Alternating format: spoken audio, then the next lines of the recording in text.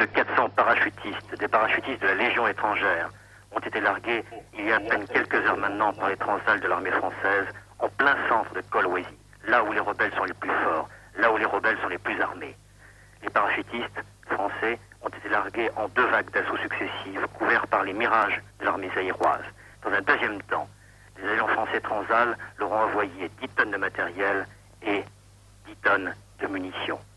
À l'heure actuelle, les combats font rage, sont très forts à l'intérieur de Kolwezi. Les para-français doivent prendre maison par maison. C'est la seule solution qu'ils ont. Ce sera difficile, m'ont-ils dit, juste avant de partir, lorsque je les ai vus à l'aéroport de Kinshasa. Le but de cette opération est donc sauver les Blancs qui sont prisonniers à l'intérieur de la ville. Éviter à tout prix que ces hommes, ces femmes, soient massacrés purement et simplement par les troupes rebelles que l'on appelle ici les gendarmes katangais. C'est la mission que se sont fixés les paras de l'armée française. Ils m'ont dit juste avant de partir que de toute façon, dès que cette mission serait exécutée, ils réintégreraient Kinshasa et la France immédiatement. Depuis le début de l'après-midi, des scènes extrêmement pénibles se déroulent sur l'aéroport de Bruxelles. Des scènes de retrouvailles pour certains, d'incertitude hélas pour d'autres. Incertitude aggravée encore par les récits des arrivants qui ne parlent que de violence, de pillage, de bastonnade, d'exécution sommaire ou de viol. Des visages qui reflètent encore l'horreur de ces 8 derniers jours à Kolwezi. Regardez-les, écoutez-les. Ils nous ont mis le long du mur. On était condamnés à être fusillés. Et on était à genoux, avec les fusils dans la nuque.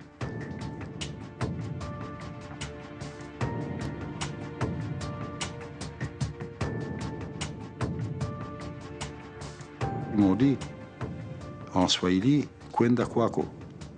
Ça veut dire retourner chez vous. Je dis, maneno, pourquoi? Et ils m'ont dit, vita. Vita, c'est la guerre.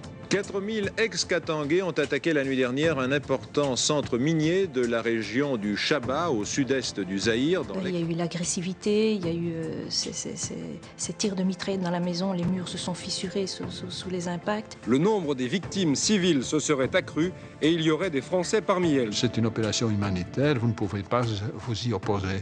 Il faut que la Belgique intervienne et sauve des vies humaines. À partir du moment où j'ai su qu'il y avait vraiment une menace très forte de violence et de mort, il faut bien le dire, la décision était prise. On croit savoir d'ores et déjà qu'1 millier de militaires français sont prêts à décoller de Corse à bord de 3 DC-8 de la compagnie UTA.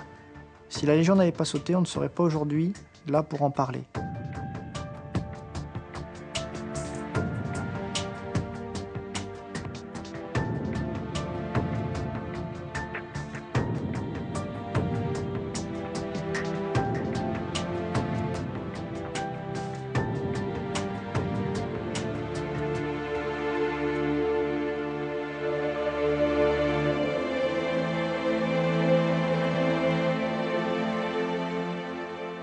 Kolwezi. Pour le plus grand nombre, ce nom n'évoque que très vaguement un fait militaire. Pour d'autres, Kolwezi, c'est le nom d'une ville ayant marqué l'actualité. Sans trop savoir pourquoi, sans trop savoir quand, sans trop savoir sur quel continent. Kolwezi, c'est avant tout l'histoire de 2500 expatriés européens plongés dans la tourmente d'un conflit africain, dans le Zaïre de Mobutu des années 70. Mon père, si vous deviez me raconter des moments difficiles de votre sacerdoce, lesquels seraient-ils? Mais il y en a plusieurs, hein. Pas forcément toujours avec la Légion étrangère, mais avec la Légion, ce qu'on a vécu lors du saut des légionnaires à Kolwezi, c'est quand même un moment très très fort.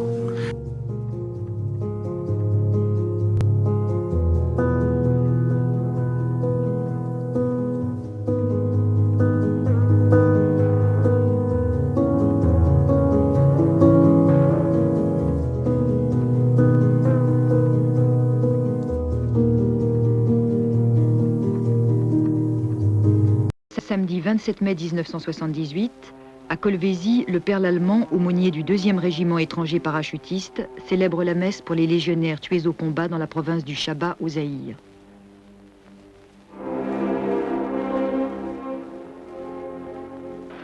Dimanche 14 mai. 4000 ex-gendarmes katangais envahissent pour la seconde fois depuis mars 1977 la province du Chaba, coffre-fort de l'Afrique centrale. Le gouvernement zaïrois fait appel à l'aide des États-Unis, de la France, de la Belgique, du Maroc et de la Chine. À Kolwezi, cité minière, le sort de 3000 Européens, 1700 Belges et 400 Français devient préoccupant. La ville et l'aéroport sont contrôlés par les rebelles qui se livreraient au pillage et à la chasse aux Européens. Jeudi 18 mai. Les bérets verts du 2e régiment étranger parachutiste quittent leur base corse de Calvi pour Kolwezi. Samedi 20 mai. Sur l'aéroport de Kolwezi, les gros porteurs de l'armée belge atterrissent à l'aube à leur tour. En 48 heures, les parachutistes prennent la ville après quelques accrochages difficiles sous le tir nourri des rebelles.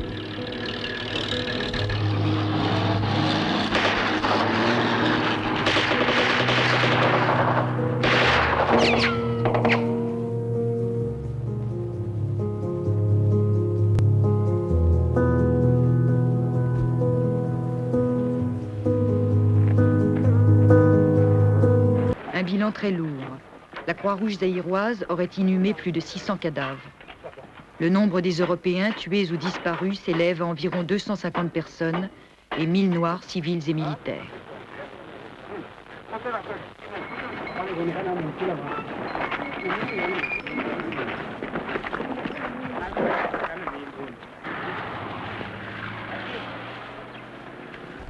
Lorsque nous sommes arrivés, la cité de l'Or Rouge était morte, figée dans l'instant. Plus de 2000 Européens l'avaient évacuée. Ici, au Guest House, club de la société minière Gécamine, plusieurs Européens s'étaient regroupés, craignant l'exécution à tout instant. Sur les tables, dans les assiettes, les reliefs d'un petit déjeuner. Le poème aussi d'une petite fille pour la fête des mères.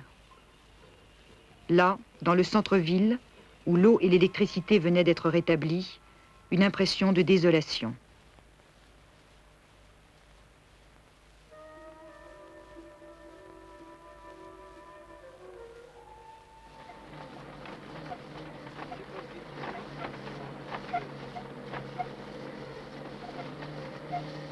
Les bérets verts patrouillent une dernière fois à 50 km au sud-ouest de Kolwezi. Cette piste est celle que l'arrière-garde katangaise a suivie lors de sa retraite vers la Zambie. Ils emportaient un butin important et plus de 300 véhicules réquisitionnés. Ok, alors il m'en faut le troisième. De telle sorte qu'on ne se pas prendre par derrière. Vous mettez un groupe de chaque côté. Un doit suffire pour aménager le passage. Un groupe de chaque côté derrière à 200-250 mètres. Ah, écoute.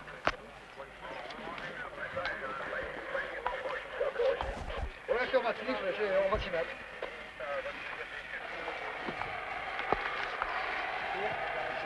Un petit chou par lisière, hein? Oui, oui. Depuis la reprise de Kolwezi et l'évacuation des Européens, les 700 légionnaires du colonel Hérulin ont mené chaque jour des actions ponctuelles de ce type à la périphérie de la ville. Liquidation des noyaux de résistance, ratissage dans des villages où la présence rebelle était signalée, occupation du terrain, seule façon de contrôler la nouvelle tactique des Katangais, divisés en petits groupes de 5 à 6 hommes, avant de se dissimuler dans la brousse.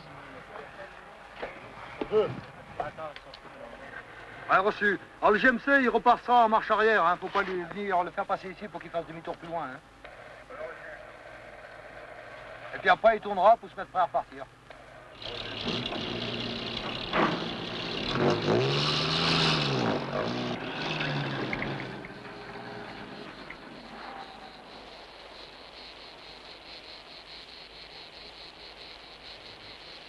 Au cours de ces opérations, les légionnaires découvriront d'importantes caches d'armes et de munitions de toute provenance, de l'argent et des documents établissant souvent l'aide étrangère apportée aux rebelles.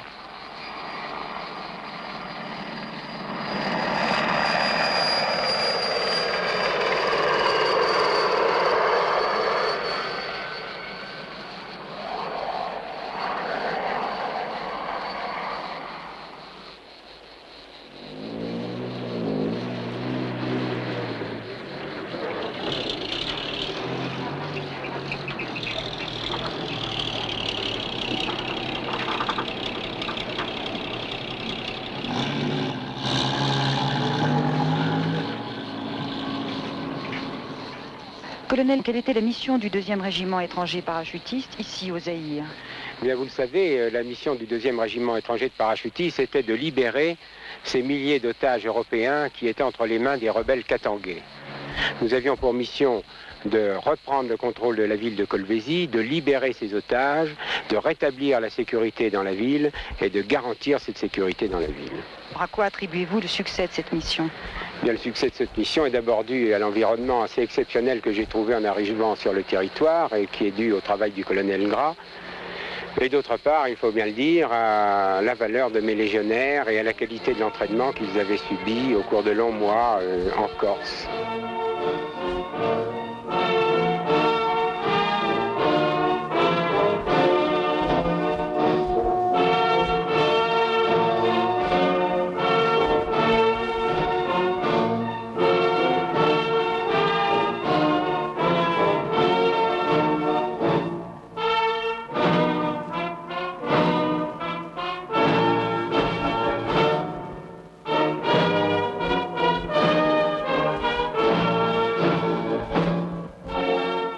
Lubumbashi est la première étape du retour vers la Corse des parachutistes français. Ainsi en décide un communiqué du ministère de la Défense. À Kolwezi, le 2e REP laisse une compagnie renforcée.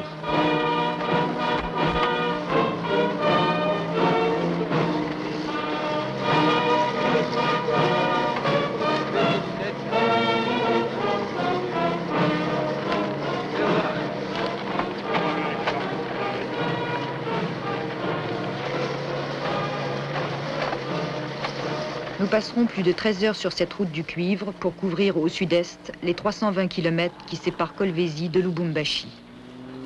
Un convoi hétéroclite, des dizaines de véhicules récupérés, camions-bennes, autobus bourrés de munitions, d'armes et de vivres. 80 tonnes de logistique au total. Jeep et GMC transportent les 2 compagnies, ainsi que le PC du régiment et le matériel.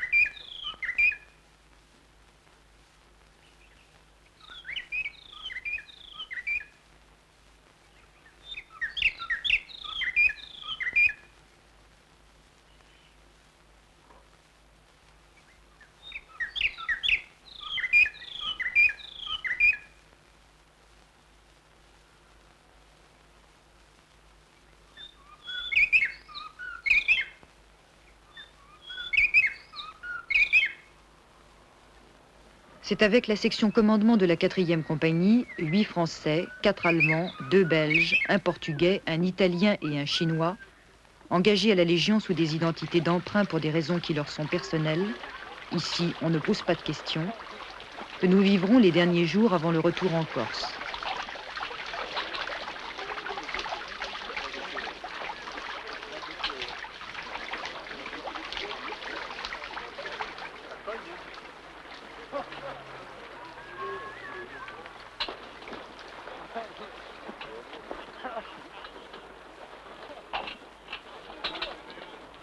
Mais à l'aube de cette première journée à Lubumbashi, aucune date de retour n'est avancée. On s'installe dans ce sous-bois près de l'aéroport pour une attente indéterminée.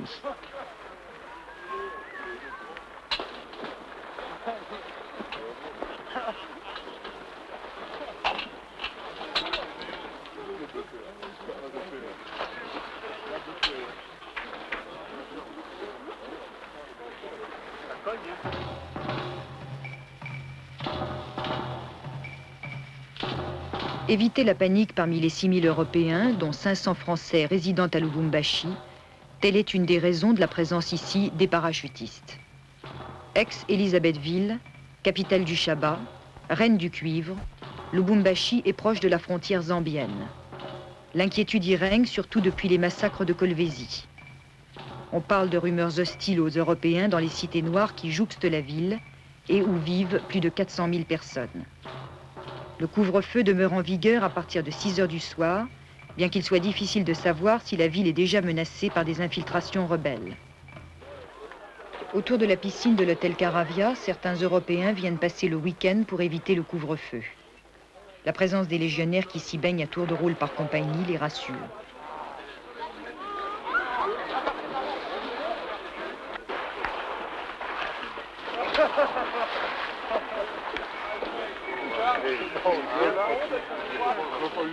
Vous êtes quelle nationalité, madame? Je suis belge.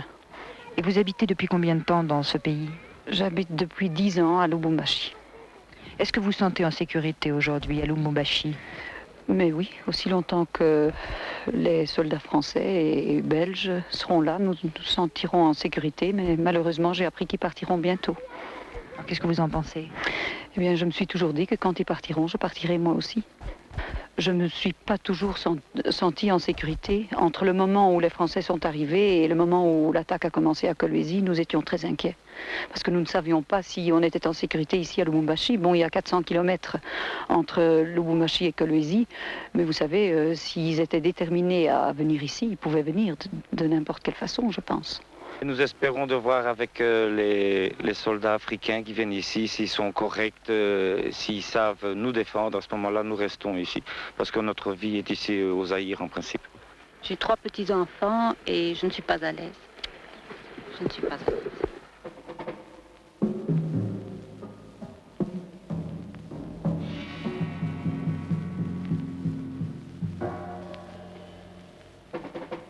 Comme à Kolwezi, les patrouilles se succèdent à la périphérie de Lubumbashi. L'objectif est double.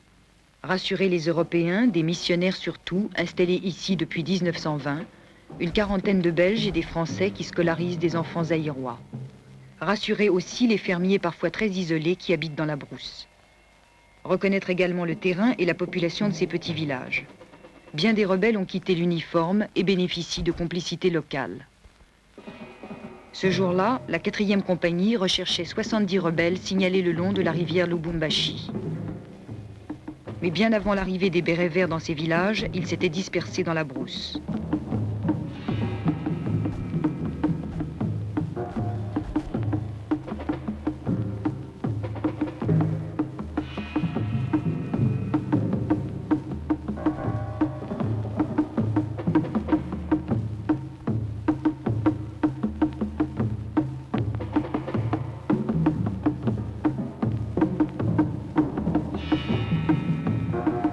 Les légionnaires connaissent au Zaïre leur baptême du feu.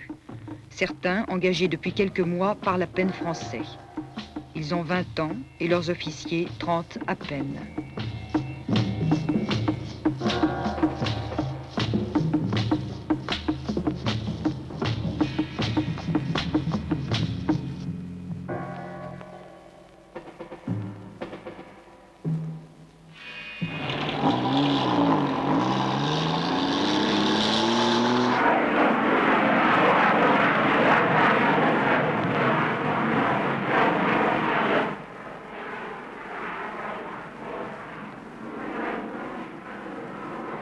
légumes, haricots, du charbon, des carottes, des poireaux. Peut-être un peu de sel. Hein. Encore? Ben oui, il faut mettre du sel dans la soupe. Madame, t'as pris un bon oignon quand même? Écoutez, ma fleur d'amour.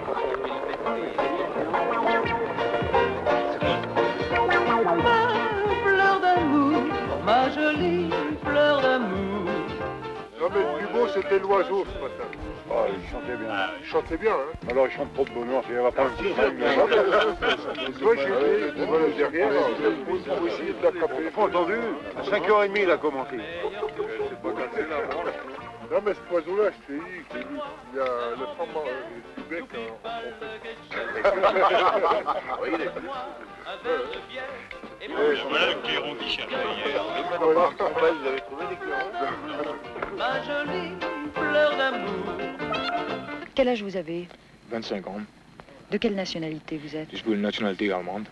Et vous, pourquoi vous vous battez?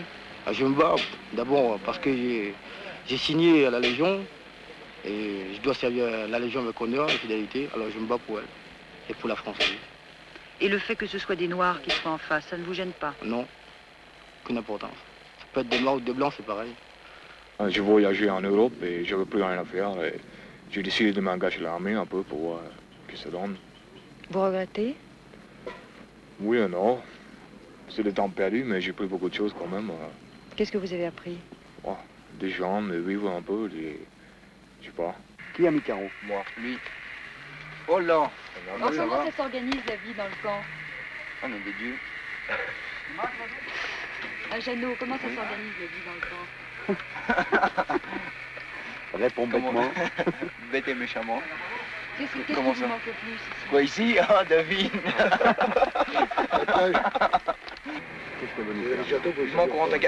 Je peux dire avant? Moi, j'ai rien dit du tout. Merci. Non, mais à Calvi, au moins, on peut sortir. Ici, on est cloîtré. C'est une chose d'importance. La discipline à la Légion. L'amour du chef, l'obéissance sont de plus pures traditions.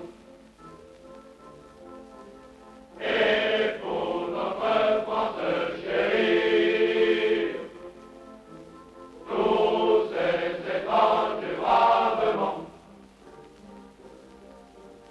viennent défendre notre patrie.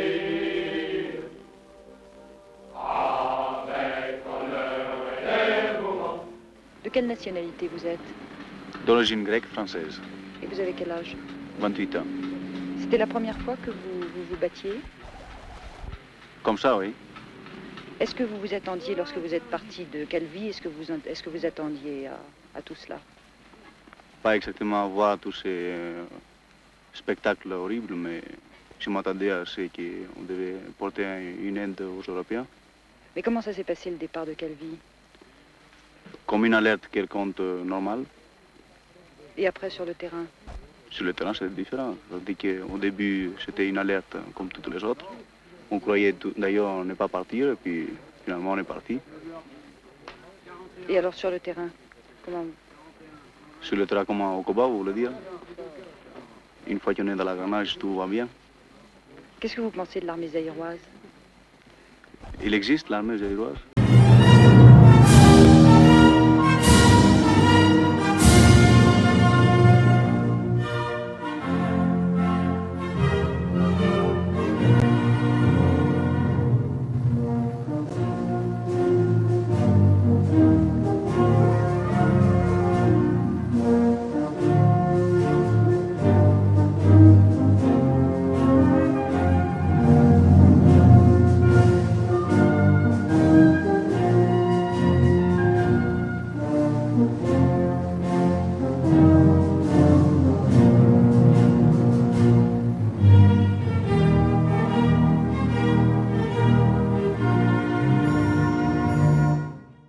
Que la mission est achevée, est-ce que vous pensez que vous devrez assurer le maintien de l'ordre au Zaïre? Non, j'avais pour mission de libérer des Européens, ils ont été libérés, de rétablir la sécurité dans une agglomération, ça a été fait, donc la mission telle qu'elle m'avait été donnée initialement peut actuellement être considérée comme terminée. Mais les populations ici semblent très sensibiliser les populations européennes quant à un éventuel départ de la Légion étrangère. Qu'en pensez-vous ? Elles sont effectivement très sensibilisées, elles sont même inquiètes, mais nous sommes venus ici pour rétablir une situation, donc nous ne partirons pas sans qu'une solution de rechange ait été trouvée. Et vous savez que cette force africaine est en train de se mettre sur pied, et vous avez pu voir arriver aujourd'hui les premiers éléments marocains, dont la tenue et l'armement montrent la valeur, donc ils seront remplacés par des gens parfaitement compétents. Sur l'aéroport de Lubumbashi, le pont aérien en provenance d'Agadir commence à fonctionner. Une douzaine d'avions américains de type Hercule C-141 acheminent le contingent de 1500 fantassins et gendarmes marocains qui interviennent pour la seconde fois au Zaïre. Premier maillon de cette force d'intervention interafricaine composée de 7 pays chargés de la défense du Chaba, aux troupes marocaines viendront se joindre bientôt des soldats togolais, sénégalais, ivoiriens, centrafricains, gabonais, ainsi que des instructeurs et du matériel égyptien. 2684 hommes au total. Le président Mobutu déclare que cette présence interafricaine au Chaba ne devrait pas durer longtemps. Les unités d'élite zaïroises les remplaceront prochainement.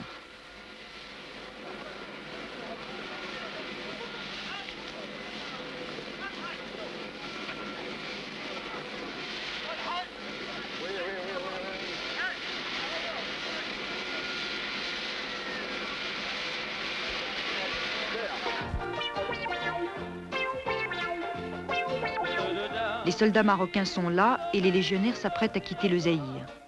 Dernier bivouac sur les paroles de cet enregistrement prêté par la mission culturelle française de Lubumbashi.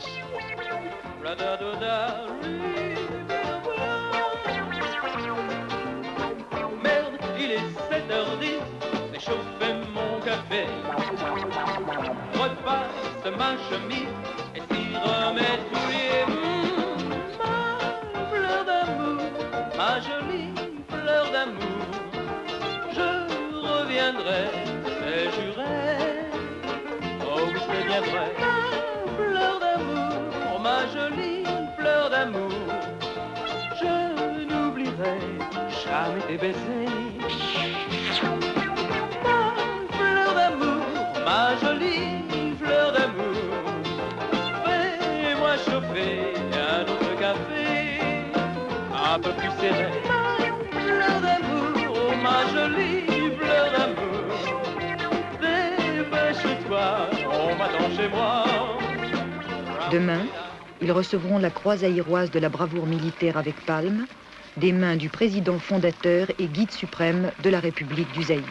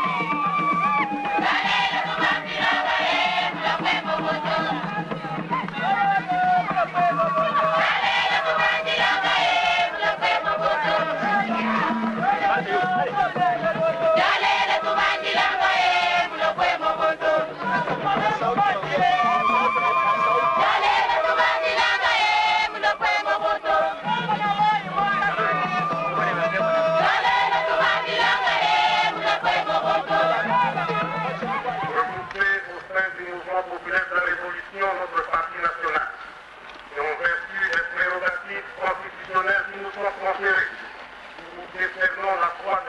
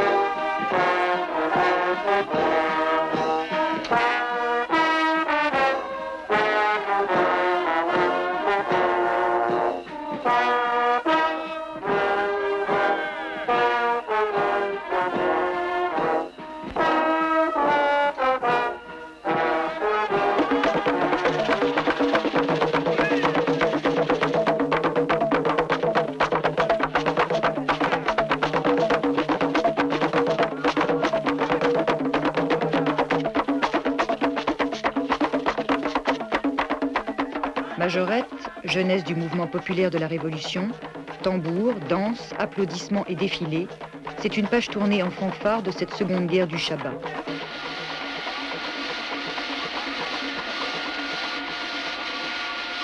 Vous êtes content de partir? Bien sûr. Non, on n'est pas content. Viens ici. Vous voulez encore toucher une autre médaille. Voilà. Une médaille de Mobutu. La médaille de la G-Cabine. Qui est ce petit animal là? Commandement de la 4e. Oui, mais le petit hamster là, qu'est-ce que c'est? Mobutu. C'est la mascotte? Ouais. Et vous l'emportez où? En France. À quelle ville?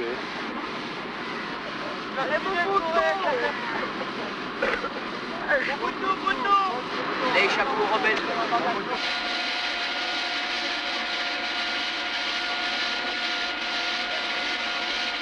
Mais vous étiez venu quand au Zaïre? En 1959. En tant que militaire? En tant que militaire de l'armée belge. Et vous êtes content de rentrer maintenant? Oh, moi pour ma part pas tellement parce que j'aime beaucoup ce pays, enfin peut-être retrouver la famille, c'est tout.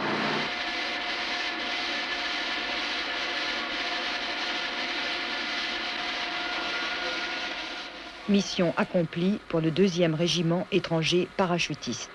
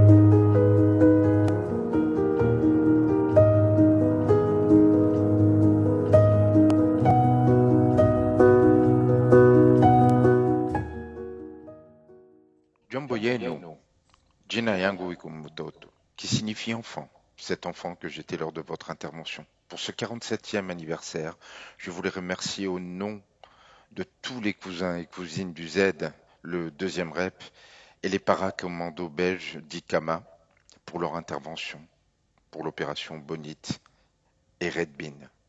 À tous, Aksanti Sana.